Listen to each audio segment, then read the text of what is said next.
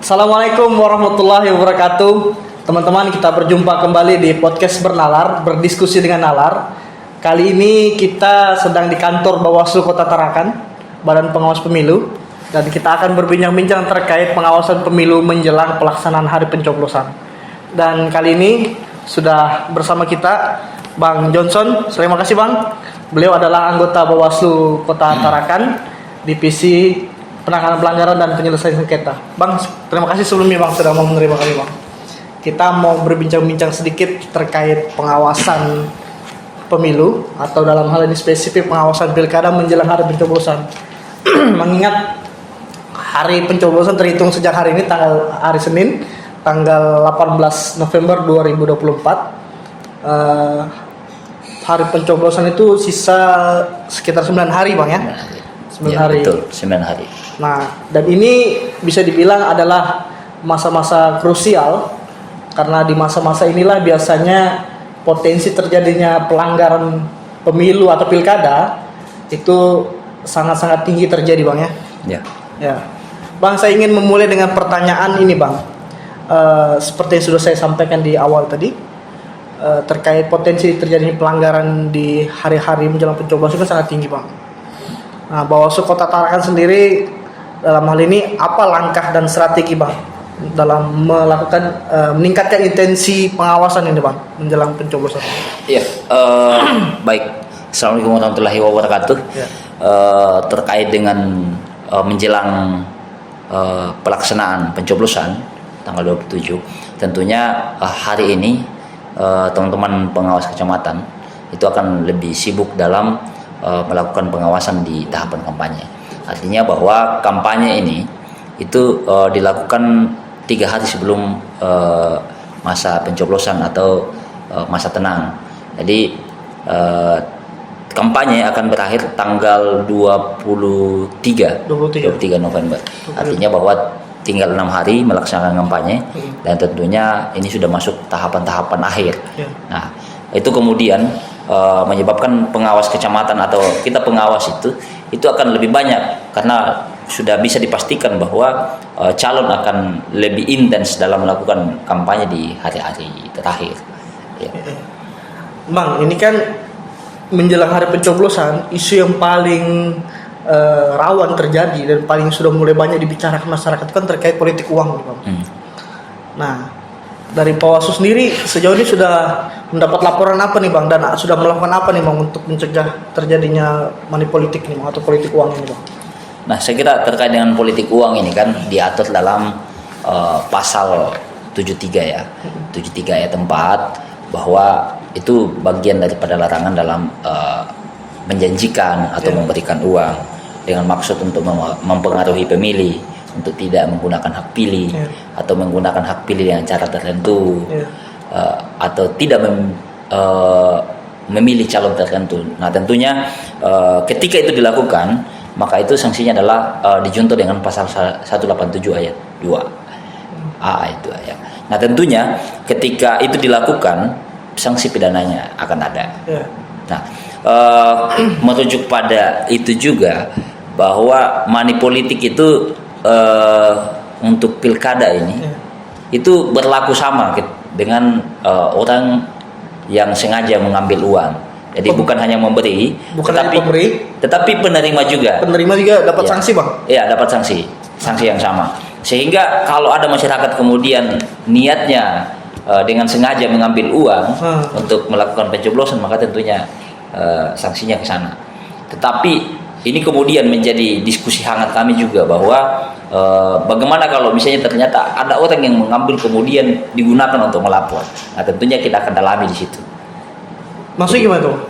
Orang yang dijanjikan dia tidak punya niat sebenarnya untuk mengambil untuk digunakan uang itu. Tetapi dia mengambil uang itu kemudian dia gunakan melapor ke Bawaslu. Maka tentunya kita akan melihat niatnya di situ yang tadi. Motifnya. Bahwa apakah dengan sengaja yang diambil tadi itu kemudian dia gunakan untuk memang untuk memilih karena dia dipengaruhi karena dengan maksud mempengaruhi pemilih. Nah, tetapi kalau dia menggunakan ternyata untuk melapor ya tentunya itu pasal yang disangkakan yang tadi itu bisa kita diskusikan lebih jauh, karena itu kan mempengaruhi pemilih. Pada prinsipnya adalah mempengaruhi pemilih. Tapi kan tentunya apakah kemudian calonnya, orang yang menerima tadi itu terpengaruh? Tentunya kan kita akan kaji di sana, terpengaruh. Apakah kemudian kita anggap sebagai terpengaruh ketika dia mengambil uang kemudian melaporkan ke Bawaslu? Tentunya kan bukan memilih lagi, tapi dia lebih mengarah bahwa ya pemilihan itu harus fair. Nah itu kemudian kita imbau kepada masyarakat itu untuk jangan menggunakan money politik atau politik uang. Artinya memang agak sedikit dilematis di sini Bang ya. Dan ini juga rawan juga dimanfaatkan oleh pihak-pihak tertentu, dalam artian misalnya lawan politik Bang ya. Iya bisa. Iya kan? Iya. Nah, ketika misalnya anggaplah saya tim ses misalnya Bang Iya. kan, saya mau menjatuhkan tim lawan nih. Seolah-olah saya dapat uang ini dari tim sebelah gitu. Nah, itu rawan juga dipolitisasi Bang ya. Ya, artinya yang kita mau imbau itu bahwa memang dengan adanya aturan ini itu menyebabkan itu ya kalau bisa jangan melakukan money politik. Iya. Iya. Nah, tapi kan juga yang jadi persoalan juga Bang, kadang budaya politik uang ini kan juga menjadi kebiasaan di masyarakat Bang ya. Masyarakat tuh rasanya kalau nggak ada uang tuh nggak afdol lah gitu Bang. Dan apalagi ini dianggap sebagai pestanya rakyat Bang ya. Nah, ini bagaimana tuh Bang kalau Bawaslu melihat itu Bang? Kadang juga jadi persoalan Bang, seringkali juga kita dengar dari pihak-pihak partai politik dan calon-calon itu masyarakat yang meminta Bang. Adakah kayak gitu-gitu? Artinya kan itu terjadi, itu sebenarnya bukan hanya persoalan pesta ya. Tapi itu bicara persoalan ketidakpercayaan. Iya, ketidakpercayaan masyarakat terhadap calon atau partai Bang ya. Iya. Sehingga sebenarnya yang harus dipastikan adalah bahwa calon itu harusnya menerjemahkan visi misi itu menjadi kegiatan yang kemudian masyarakat bisa awasi. Nah, itu yang tentunya itu adalah salah satu yang kemudian bisa mengurangi daripada praktek money politik uang yang tadi. Artinya memang di sini maksudnya Abang mau menegaskan calon ini betul-betul harus bicara visi misi dan program Bang. Ya, yang itu kemudian menjadi pertanggungjawaban masyarakat Bang ya. Betul. Iya. Iya Bang, tadi Abang nyinggung soal masa tenang nih Bang. Tanggal 23 itu terakhir ya masa kampanye, dan setelah itu kan sudah masuk masa tenang. Masyarakat akan diberikan waktu selama 3 hari untuk merenungi nih kan, merenungi lah ceritanya. Siapa kira-kira calon yang terbaik untuk dipilih. Nah, dan cuma di sini juga yang menjadi persoalan Bang, masa tenang ini yang sangat-sangat rawan digunakan. Terjadinya mobilisasi, diam-diam orang tetap melakukan kampanye. Nah, Bawaslu seperti apa itu? Nah, tentunya masa tenang itu kan sudah masa di mana tidak bisa dilakukan kampanye, karena kampanye sudah diberikan ya, diberikan dari tanggal 25 ya, 25 September sampai 23 November. Tentunya dengan masuk tanggal 24 November itu sudah tidak boleh melakukan kampanye lagi. Nah, sehingga imbauan kita kepada peserta itu adalah jangan melakukan kampanye dari itu, karena kalau misalnya dia melakukan itu maka potensinya dia menggunakan kampanye di luar jadwal. Dan sanksinya Bang? Tentunya masuk akan pidana. Pidana? Iya. Oh. Dan bisa didiskualifikasi Bang? Kalau tentunya pidana itu kan kalau dia terjerat dengan pidana ya tentunya akan sanksi berikutnya akan menyusul termasuk diskualifikasi. Iya, karena dia akan sanksi administrasi ketika dia tidak bisa melakukan lagi tugasnya dengan sanksi pidana. Ya, tentunya dia akan masuk ke sana. Tapi itu masuk di sanksi pelanggaran administrasi. Jadi sanksi pidana bisa berdampak kepada pemberian sanksi administrasi. Ya, termasuk kalau untuk ini Bang, pengawasan yang paling sulit itu rasanya kan bukan di ruang sosial Bang, tapi di ruang media massa, media sosial maksudnya. Ya. Dan itu kan susah, arus informasi kan susah kita bendung Bang. Termasuk mengidentifikasi orang-orang yang tanda kutip menggunakan akun fake nih Bang. Nah, Bawaslu seperti apa Bang strateginya nih Bang? Ya, kalau yang kita lakukan itu kan kita ada namanya kita Pokja isu-isu negatif. Nah, itu kita berkoordinasi, ada beberapa lembaga di dalam, kita berkoordinasi terkait dengan bagaimana pengawasan cyber. Iya, pengawasan itu.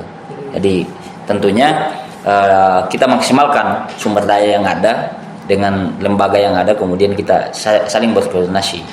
Kemudian akun-akun fake itu ya tetap kita imbau juga bahwa silakan bertarung, silakan melakukan pemilihan ini dengan tentunya dia lebih mendapatkan politik moral, politik etika, sehingga kita itu cenderung bahwa ya pertarungan 5 tahun sekali itu bukan hanya sekedar bahwa kita bertarung kemudian kita mengabaikan etika-etika, kemudian kita harus katakanlah ada yang ketersinggungan.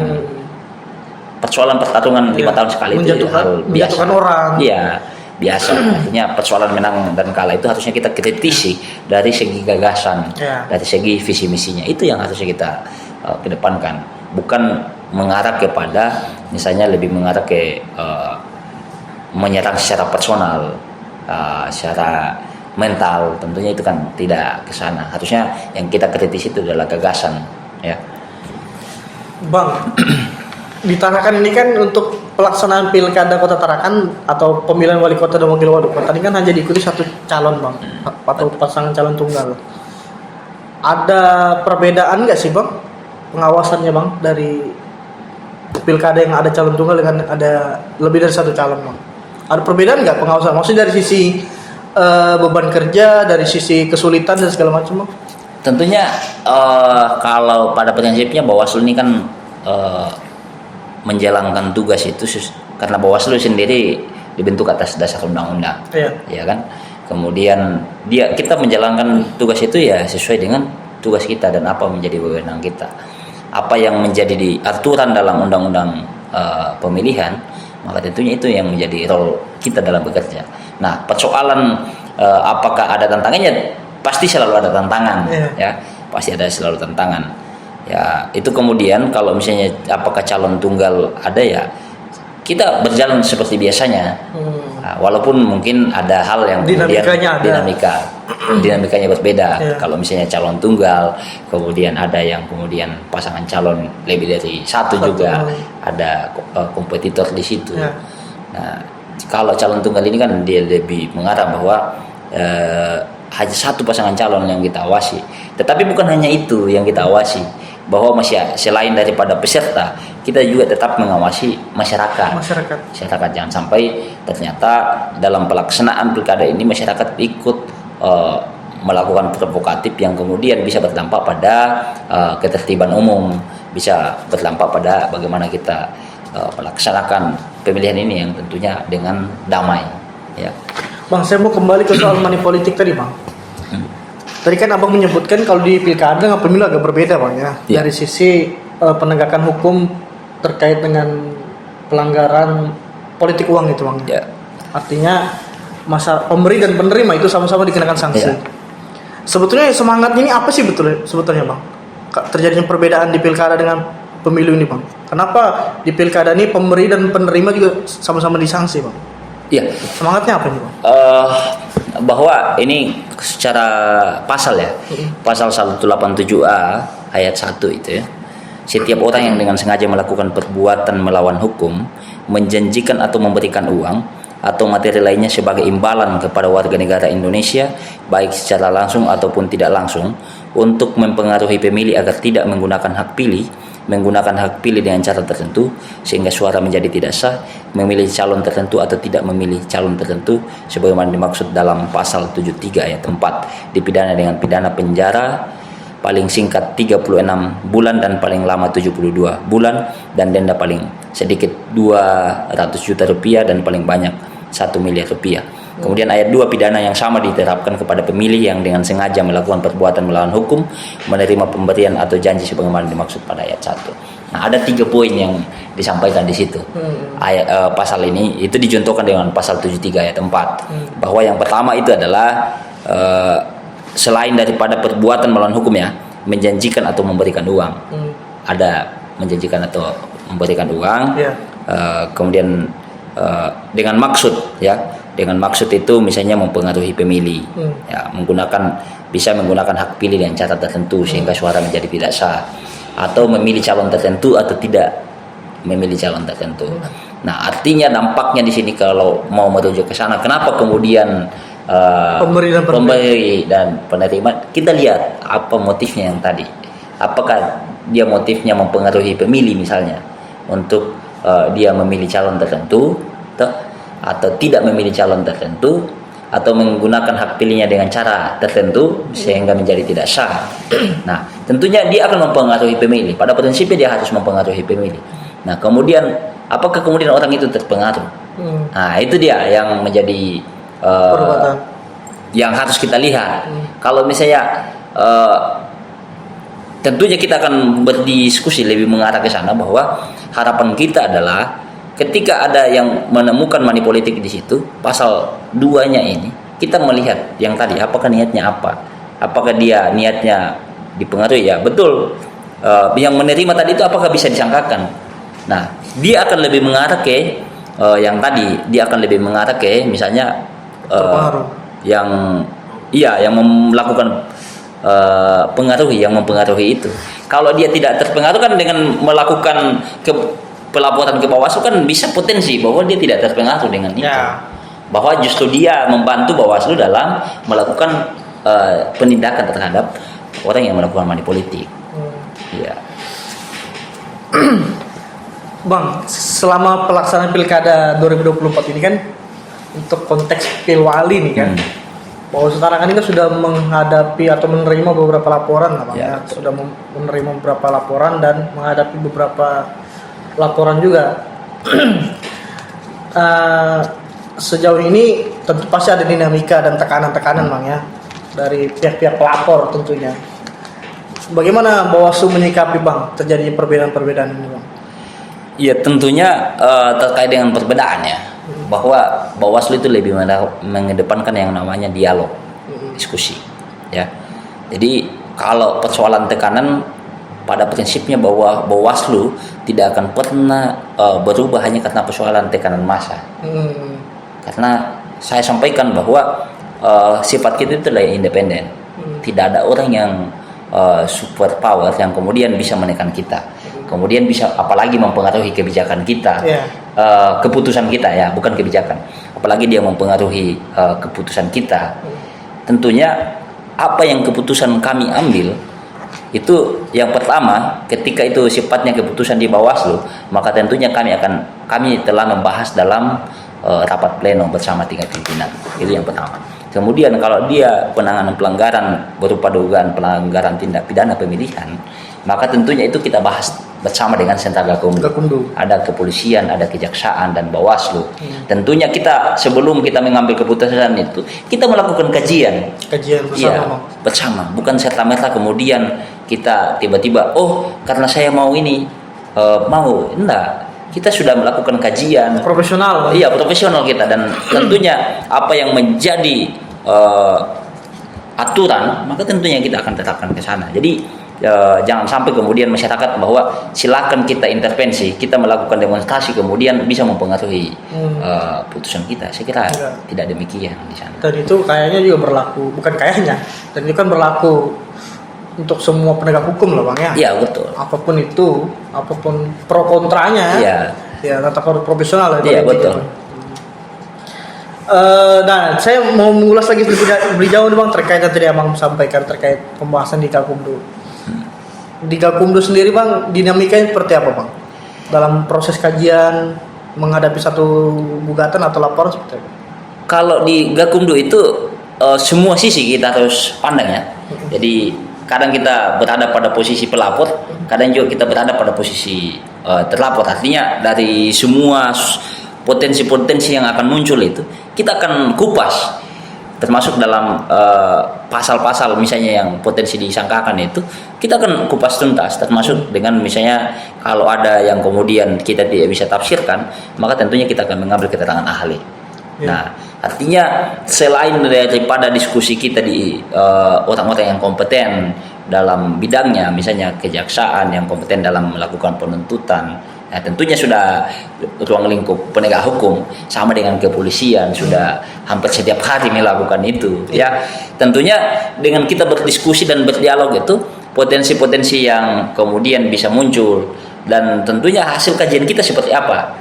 Nah, artinya bahwa segala konsekuensi dari keputusan kita itu kita sudah pikirkan lebih jauh, dan termasuk sikap yang kita ambil ini ya sikap yang sesuai dengan hasil diskusi kita.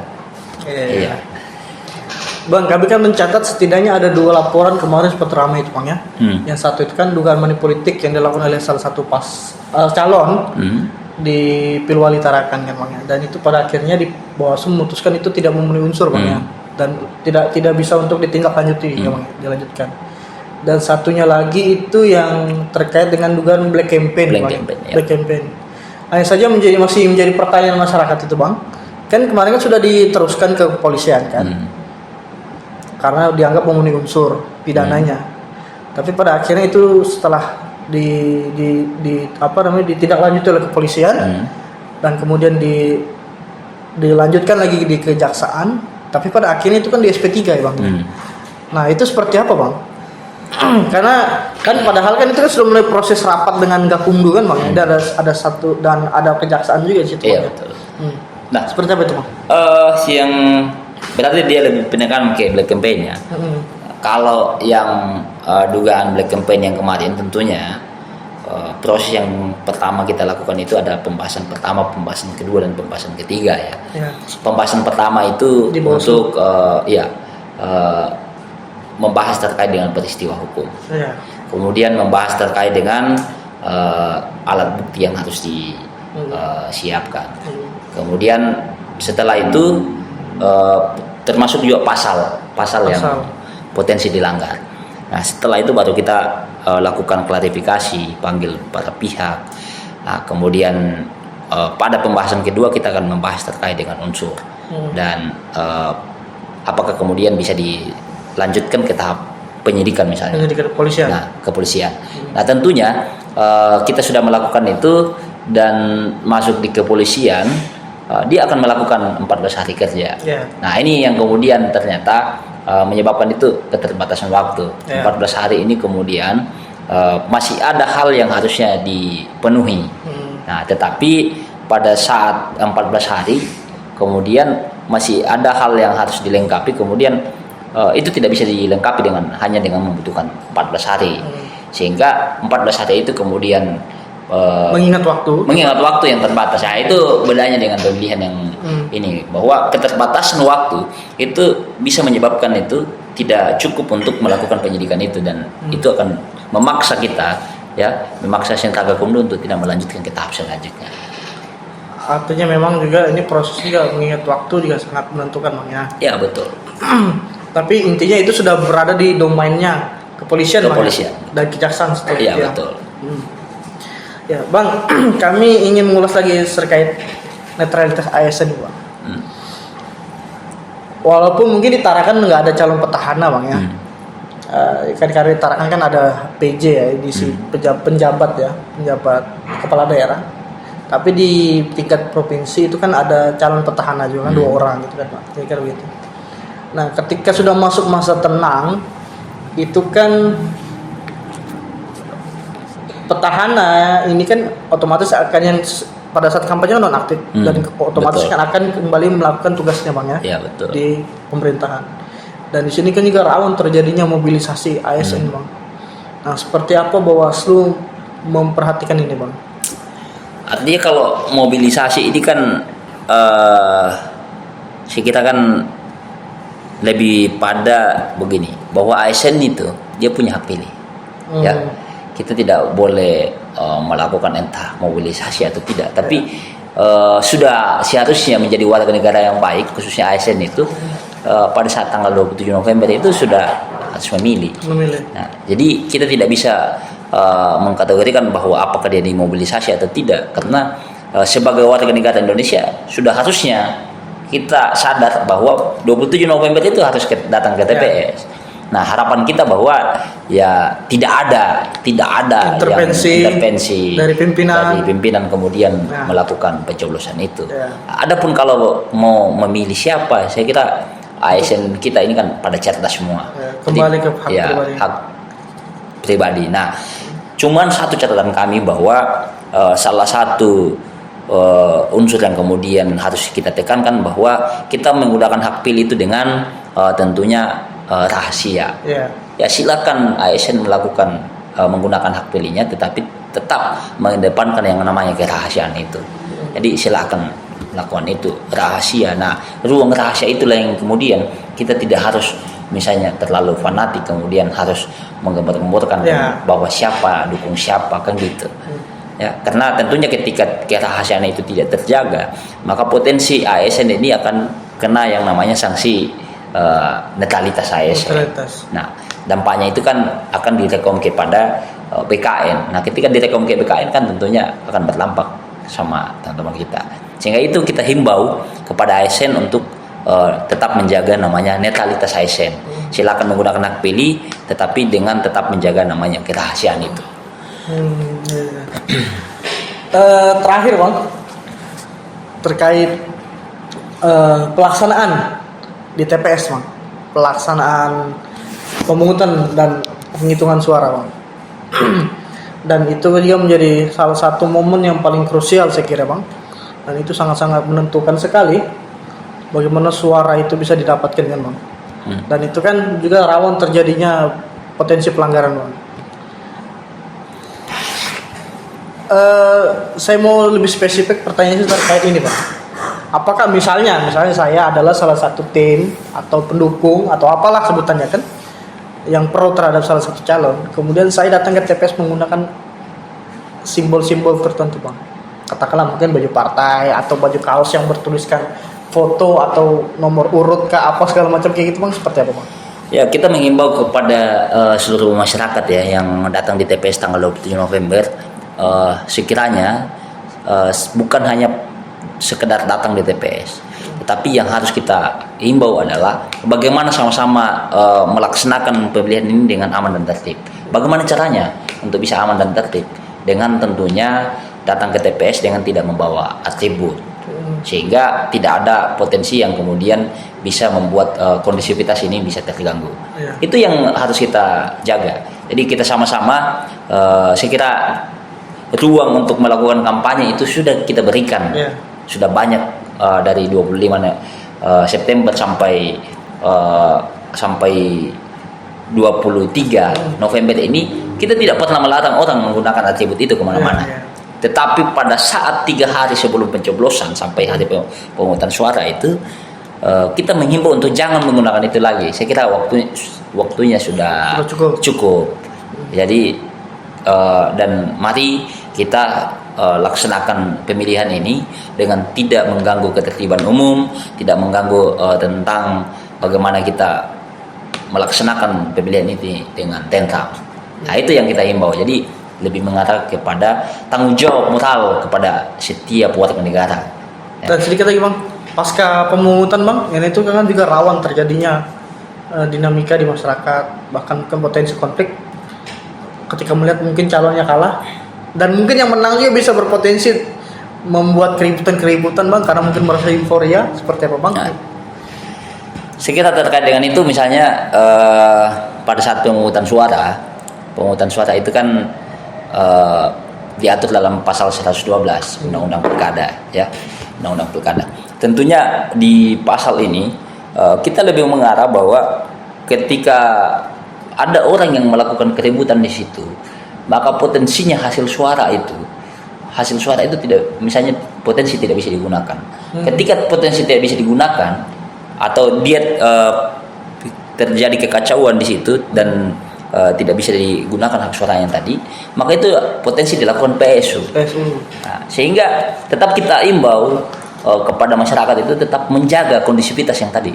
Jadi lebih pada prinsipnya pada saat 3 hari sebelum pemungutan suara, kemudian pelaksanaan pemungutan suara itu kita lebih menjaga kondisivitas. Jangan sampai kita menyiapkan begitu lama kita siapkan persiapan pemilihan ini, kemudian hanya dirusak dengan hanya 1 jam. Nah, itu kemudian kita himbau kepada masyarakat juga. Nah, termasuk keamanan tentunya pihak kepolisian sudah membangun strategi juga untuk melakukan pengamanan di hari persiapan pemungutan suara dan pasca pemungutan suara. Dan pasca pilkada itu kan juga potensi terjadinya gugatan, Bang. Ya. Bawaslu sudah siap, Bang? Ya tentunya kalau gugatan ini kita yang sebagai pengawas kita punya hasil namanya laporan hasil pengawasan. Jadi setiap kampanye itu kita punya LHP, catatan. LHP.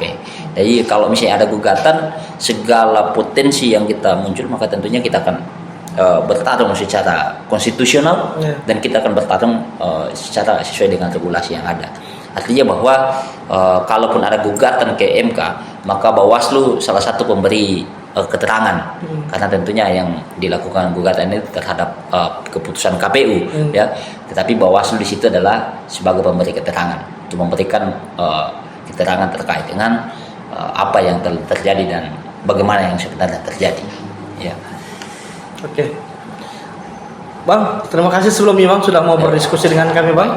Semoga ini bisa menjadi pencerahan kepada masyarakat semua dan termasuk peserta pilkada agar bisa melaksanakan pilkada ini dengan tertib, aman, damai dan kondusif dan kita menghindari terjadinya potensi-potensi pelanggaran yang ada. Teman-teman, itu tadi dialog kita bersama salah satu anggota Bawaslu Kota Tarakan. Saksikan episode bernalar selanjutnya. Stay tune.